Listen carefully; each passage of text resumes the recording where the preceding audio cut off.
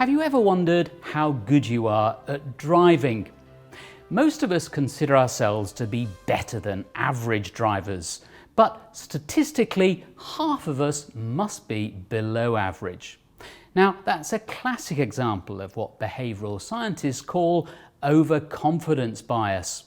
Here's Konstantinos Antoniou from Warwick Business School.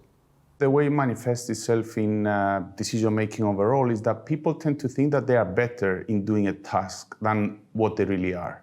So this could be, your sense of humor, your driving ability, and also has a big impact on investment decisions. Now, how it can influence the decisions? It could be the case that you over-rely on information that is not really information. So you trade too much on the back of news or rumors that you analyze and think that there is some value, there is some signal there that could help you actually make money, but in fact there is nothing there, it's just noise. So overconfidence will make you think that there is something of value there, but in fact there is nothing. So what ends up happening is that you trade more than what you should trade.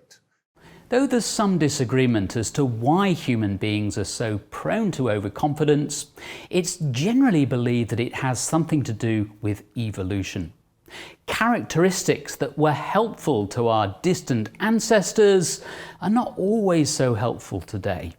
As far as survival goes, perhaps overconfidence is a good thing. But in the domain of investments, it is not a good thing.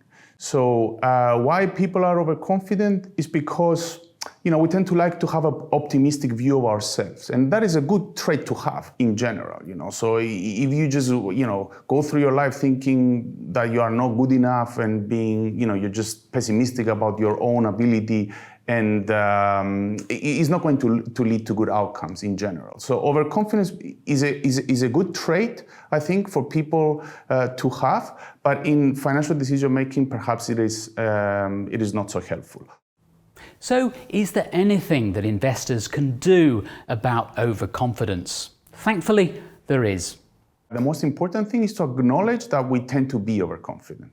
So to be skeptical with the decisions that we take.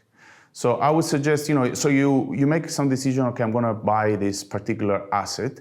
Play devil's advocate on your own decision and try to look for information that would go against this decision that you took. Can you find this information? If you can't find it, then think about it. Is this something that I should have considered and I did not consider? Or, and if you don't find any information, then, it gives you confidence that it was perhaps, a good, sensible decision.